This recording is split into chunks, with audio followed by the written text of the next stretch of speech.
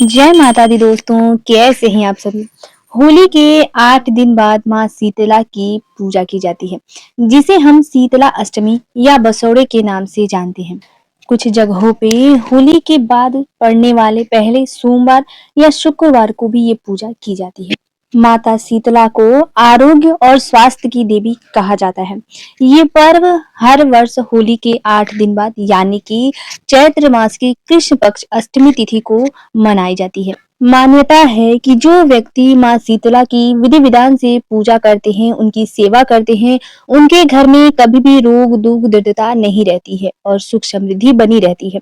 माँ शीतला 4 भुजाओं वाली माता है। अपने हाथों में नीम कलश झाड़ू सूप धारण करती हैं और ये सभी स्वच्छता का प्रतीक है। तो आइए हम जानते हैं माता शीतला की पूजा 2026 में कब है, यानी कि शीतला अष्टमी कब है। माँ शीतला को इस दिन पे क्या-क्या हमें भोग लगानी है, इस दिन पे किन-किन बातों का हमें ध्यान रखना है और कौन-कौन सी ऐसी गलतियां हैं जो भूल कर भी हमें नहीं करनी है। तो देखिए, 11 मार्च को शीतला अष्टमी मनाई जाएगी। माँ शीतला को बासी भोजन लगाया जाता है। माँ शीतला को साफ सफाई अत्यधिक प्रिय है, तो साफ सफाई का ध्यान रखते हुए हमें माता के लिए भोजन बनाने चाहिए। सप्तमी तिथि को ही घर को अच्छे से साफ और स्वच्छ करके गंगा जल का छिड़काव करते हुए हमें माता के लिए भोजन बनाने चाहिए। भोजन में हमें क्या बनानी चाहिए, तो देखिए, जो हमारे घर पे बनता है हम वो बना सकते हैं, या तो हम माता को जो सबसे प्रिय भोग लगता है वो भी बना सकते हैं, जिसमें दही बड़े, छाछ, मीठे गुलगुले, पुए, कांजी वड़ा या फिर हम चना बड़ा, मोठ, ये सभी चीजें जो है वो बाजरा ये भिगोकर रखकर भी माता को भोग लगा सकते हैं। अगर इतना भी ना हो पाए तो हमें रोटी, कोई भी एक सब्जी, साथ में दही, ये सभी चीजें हम माता को भोग में लगा सकते हैं। भोजन शुद्ध और सात्विक होना चाहिए, इस बात का हमें ध्यान रखना है। और जैसा कि माता को बासी भोजन लगता है तो सप्तमी की रात को ही हमें भोजन बनाकर रख लेनी है। साथ ही में अष्टमी तिथि को सुबह में हमें माता को भोग लगानी होती है, यानी कि ब्रह्म मुहूर्त में।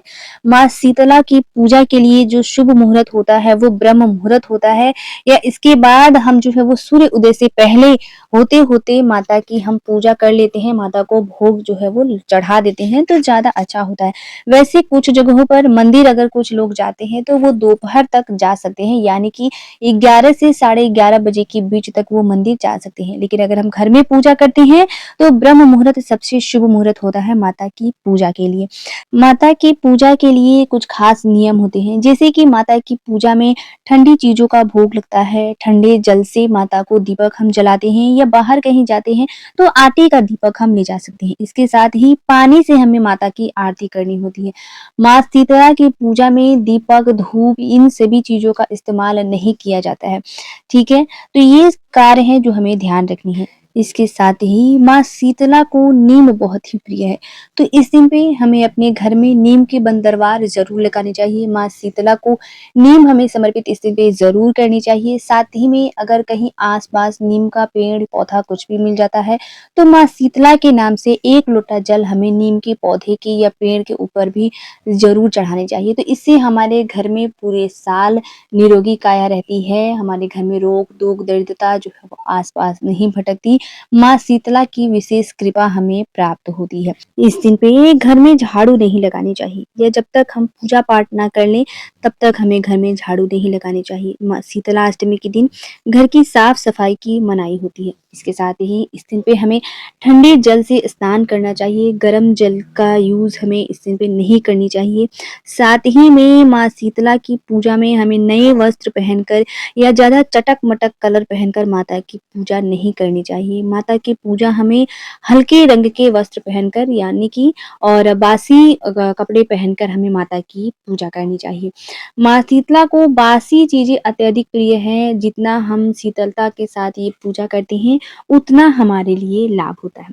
इस दिन पे कुछ चीज़ों की मनाही होती है, जैसे कि इस दिन चूल्हे में आग नहीं लगता है। मैंने पहले ही बताया कि माँ शीतला को भी बासी भोजन ही चढ़ता है, साथ ही में जितने भी घर के मेंबर्स होते हैं सबको बासी भोजन ही करना होता है। चूल्हे में आग नहीं जलाया जाता, सुई में धागा नहीं डाला जाता, इस दिन पे कटाई, बुनाई, सिलाई ये सभी कार्य नहीं किया जाता। शीतला अष्टमी के दिन पे घर में झाड़ू नहीं लगाया जाता।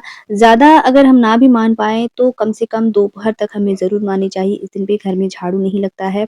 साथ में मांस मदिरा का सेवन भूल से भी इस दिन हमें नहीं करनी चाहिए। माता को जो भोग लगता है उसमें भी लहसुन प्याज का प्रयोग हमें नहीं करना चाहिए और ना ही खुद हमें सेवन करना चाहिए। इन सब चीज़ों का ध्यान रखते हुए हमें माँ शीतला की पूजा करनी चाहिए। इस दिन महिलाएँ अगर चाहें तो माता की पूजा में नारंगी रंग के वस्त्र पहनकर माता की पूजा कर सकती हैं। बाकी चटक-मटक कलर हमें नहीं पहनना है, जो कि मैंने पहले ही बताई। साथ ही मैं एक चीज़ मैं और बताती चलूँ कि घर में अगर बहुत दिनों से कोई बीमार है तो उसके लिए इस दिन पे एक उपाय किया जाता है, जो कि माता को इस दिन पे हल्दी चढ़ाया जाता है।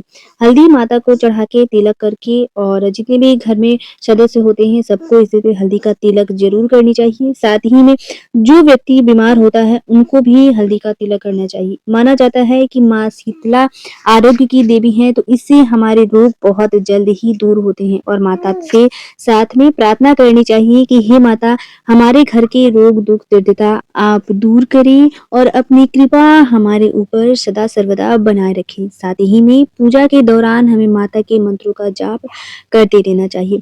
कुछ लोग सप्तमी तिथि की पूजा करते हैं और कुछ लोग अष्टमी तिथि की पूजा करते हैं। तो जिस घर में जिस नियम से पूजा होती है हमें वैसे ही करना है। हमें अपने घर के नियमों का पालन करते हुए पूजा पाठ करनी चाहिए। तो आशा करती हूँ आज की जानकारी आप लोगों के लिए बहुत ही हेल्पफुल होगा।